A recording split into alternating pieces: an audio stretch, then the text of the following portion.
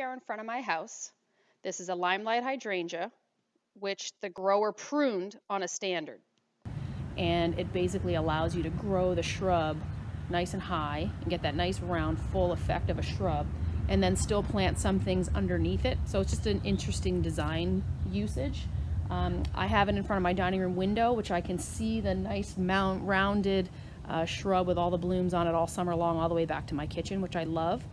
I pruned last year and took about 30% off the length and the size of the shrub, and these Hydrangea Paniculatas really do respond well to pruning. It came back and had blooms all over it. The problem with blooms all over it, especially in this location, is this is west facing, this way.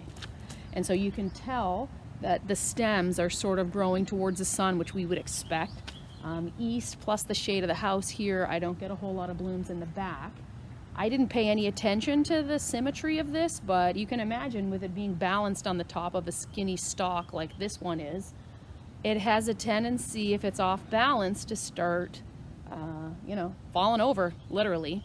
And after the first rain in the summertime, when these blooms were out, the blooms get very heavy, and the whole thing literally tilted about 30 degrees, and I had to come out and rescue it with a garden stake here and tie it up.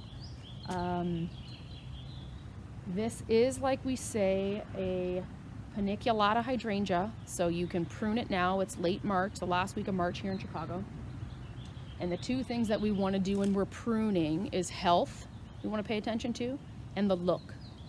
So the health of the tree means we want to eliminate any dead or diseased branches, or anything that looks like it might become a dead or diseased branch. So we're looking for any wounds, any open bark areas where the internal tissue of the stem is being exposed. That's the type of thing that insects can attack, that weak area.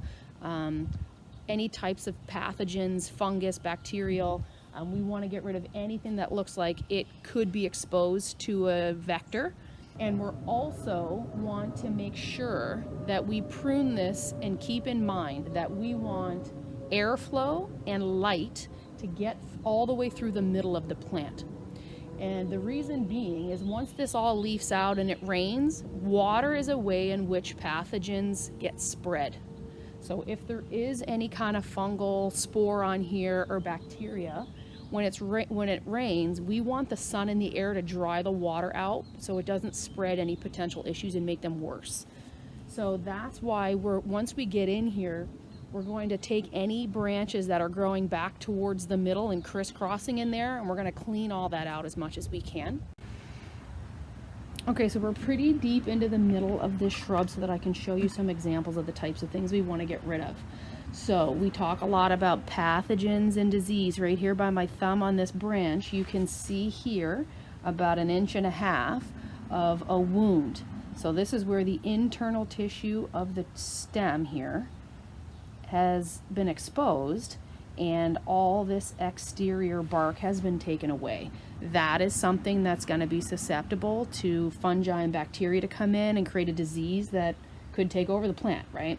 So we definitely want to get rid of this. You can even see where some of this black mold, who knows what that is, that's starting to grow. I don't want to find out.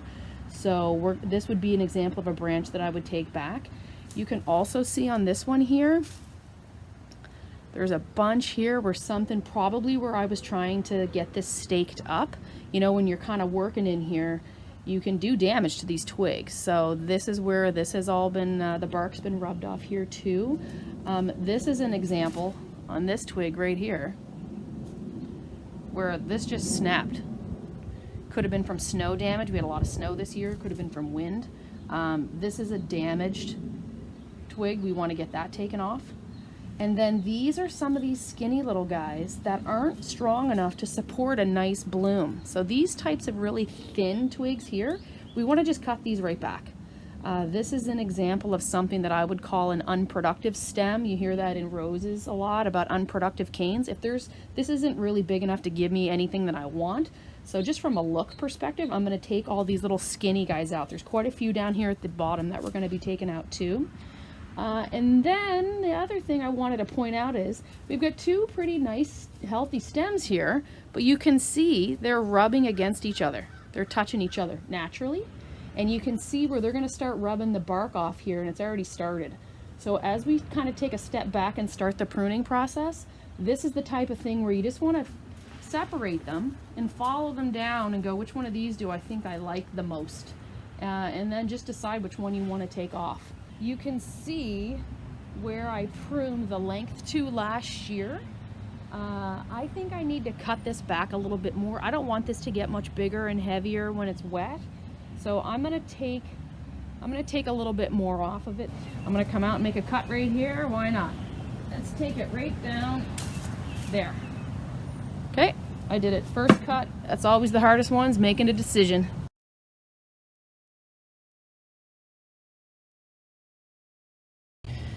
Okay, so here we are inside. The back here has been pretty much cleaned out in terms of cutting some length. And I'm looking kind of at the shape in here. So these little guys I'm thinking of cutting off, but then when you follow this stem all the way back to the beginning here, like this whole piece right from the junction here is literally growing right into the middle of the plant. It's starting to come across. You can see where last year I made several cuts on it. Like I think this whole piece should just be taken out right from the joint back here. And this is when having a nice sharp pair of hand pruners that fit your hand is important, because you know that's probably a ½ inch across. You want to get in there right in on the mouth of the anvil and really give it a good cut. And even there you can see I did a little bit of damage on one side of the bark. However, that just made a nice little airway through here. That stem was giving me nothing helpful. It was gonna start running into these branches again. That's sometimes when you start looking at these and going all the way back to the middle and ask yourself, like, is that long-term useful? Even this one right here. This one, when you trace it back, is just coming right out here and rubbing against these other branches. So I'm just gonna get in here and get that out of there.